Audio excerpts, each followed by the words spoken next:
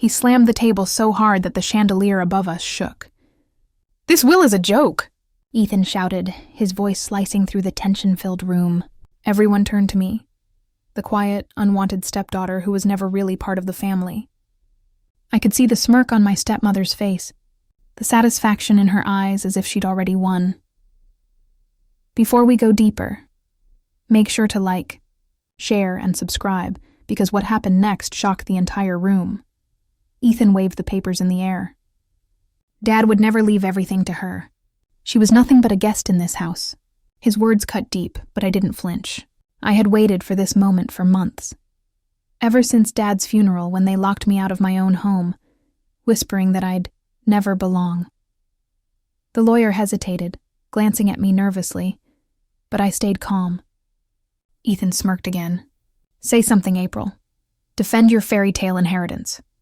I stood slowly, my fingers brushing the edge of the table.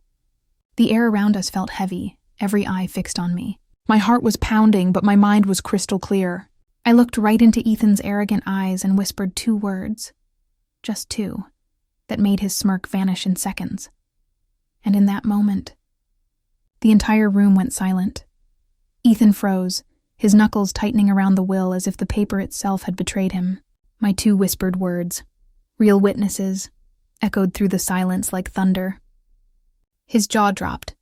My stepmother's fake smile disappeared instantly. The lawyer cleared his throat, eyes shifting between us. "She's right," he said quietly. "Mr. Reynolds insisted on having independent witnesses. They're here today." The door opened, and 2 people walked in, strangers to everyone except me. I had tracked them down myself, spending nights digging through files my father's attorney never thought anyone would find. Ethan's face turned pale. You planned this?" he stuttered. I didn't answer. I just looked at him. The same man who 2 months ago threw me out of Dad's house with my suitcase and said I'd better start learning how poor people live. I'd slept on a friend's couch for weeks, working quietly, piecing together every detail of the truth he tried to bury. The witnesses took their seats. "Yes," one of them said firmly. "Mr. Reynolds read this will himself. He was of sound mind. He signed it, and we both witnessed it." The room fell into chaos. Ethan's voice cracked as he yelled, "You're lying! This can't be real!" But the lawyer handed him another folder, one I had given him just that morning. Inside it was a video. My father, looking straight into the camera, his voice calm and sure. "If anyone, especially Ethan, ever claims this will is fake, show them this." Ethan stumbled back, his confidence draining from his face. He looked at me with pure disbelief. You set me up?" I smiled faintly. "No, Ethan. You set yourself up the moment you called me nothing." Ethan's breathing turned shallow as the reality sank in. The video kept playing, Dad's voice echoing through the room, calm but sharp, like he knew this day would come. "Ethan," he said in the recording, "greed blinds a man faster than anything else. If you're watching this, you've already proven me right." Everyone stared at the screen, stunned. My stepmother's hand slipped off the chair, her ring clinking against the wood floor. I could feel her panic rising, the same woman who once told me I was lucky, just to live under their roof. The lawyer paused the video and looked straight at Ethan. "Mr. Reynolds also made one more amendment," he said. "All properties, accounts, and company shares now legally belong to April Reynolds." The sound of that last name, my last name, echoed like victory. Ethan tried to speak, but his words tangled into silence. He looked smaller now, like the power he always flaunted had been ripped away in front of everyone. "You played nice for years," he muttered, his voice trembling. "Quiet little April, just waiting to strike." I took a slow step toward him. "No," I said softly. "I was just waiting to be seen." The lawyer handed me the final folder, the official transfer papers. My hands didn't shake this time. I had fought for this, every night alone, every insult replaying in my head, every time they called me nobody. Ethan slammed his fist on the table again, his voice breaking. "You'll regret this." I tilted my head, meeting his eyes with a calm he didn't recognize. "You said that when you threw me out," I whispered. And look where we are now. The room went dead silent again. Only this time, the silence felt like justice. Ethan's rage turned into panic. He snatched the video file from the lawyer and shouted, "You tricked everyone! This can't be legal!" His voice trembled, but his eyes, the same arrogant eyes that once looked down on me, were filled with fear now. My stepmother, Karen, stood up, trying to control the situation. "April, listen," she said with a fake softness. "We can sort this out as a family. You don't need to do this." Her tone made my blood boil. Family? The same woman who once threw my clothes in garbage bags and told me to find another roof to cry under. I took a deep breath and looked straight at her. "You already sorted me out once, remember? When Dad's body wasn't even cold." Her face drained of color. The lawyer tried to calm the room, but it was useless. The truth was out now. And every word that came next only made them unravel more. "April," Ethan barked, "you're not even Dad's real daughter. You were just—" "Don't finish that sentence," I cut him off, stepping closer. "Because if you do, I'll tell everyone exactly what you did with Dad's company funds 2 years ago." The room went dead silent. He froze, eyes widening. You know about that?" I smiled slightly. "Every cent," Karen gasped, clutching the back of a chair for balance. Ethan's voice cracked. "You don't have proof." "Oh, I do," I said quietly. "Bank transfers. Fake invoices. Everything. You see, while you were busy throwing parties and pretending to run the company, I was the one rebuilding it behind your back. Dad trusted me with access. You never even noticed."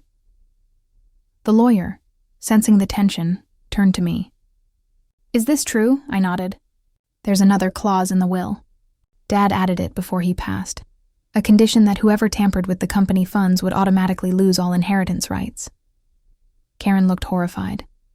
Ethan's mouth opened, but no words came out. The lawyer shuffled through the papers, and there it was.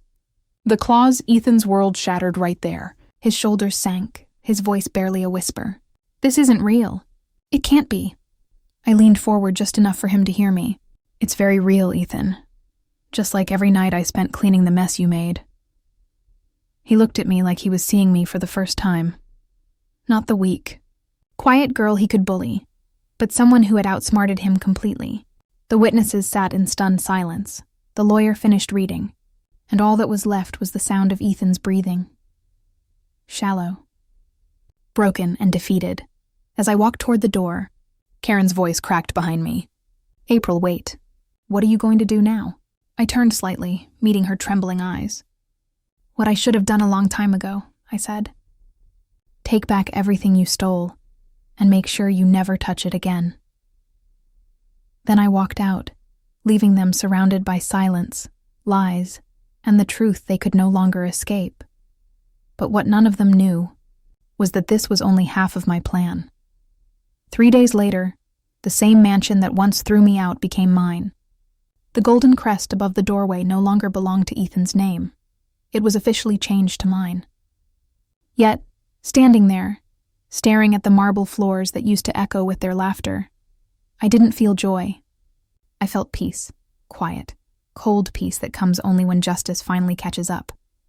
But my story wasn't done. Not yet. Because while Ethan and Karen were busy trying to negotiate with my lawyer, I had already made my next move.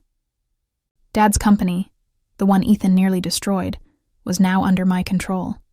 For years, I'd worked quietly in a small tech firm, building a platform that nobody believed in. They mocked it, called it April's useless hobby. Ethan laughed when I told him about it once. "Stick to being invisible," he'd said. That invisible idea? It had just been valued at $12 million, so when the board called for a meeting, one Ethan assumed he'd still lead. I walked into the conference room wearing the same calm expression I'd had the day he threw me out. His face went pale the second he saw me sitting at the head of the table. "You can't be here," he hissed. "You don't belong in this room." I smiled faintly. "Funny. That's exactly what you said when I begged you for a job here 2 years ago." The investors looked at each other, whispering. I stood and pressed a button on the screen behind me. Instantly, slides appeared. Charts, revenue growth, a new acquisition proposal. "This," I said, "is what your arrogance almost killed. But now it's mine, and I'm rebuilding it under a new name, Reynolds Innovations." The silence that followed was electric. Ethan tried to speak, but every number, every document, every signature on the screen destroyed his defense. He had nothing left. Not his house, not his father's company, not even his pride. Karen burst into the room, desperate. "April, please," she cried. "He's your brother." I turned to her, calm but steady. "No, Karen, he's your son. I'm the daughter who was never good enough, remember?" Ethan slammed his hand on the table. "You're enjoying this, aren't you?" I stepped closer, lowering my voice so only he could hear. "No, Ethan, this isn't revenge. This is the balance you created the day you lied, stole, and laughed while I begged for fairness." He looked away, eyes glassy, broken. The same man who once made me feel small now couldn't even meet my gaze.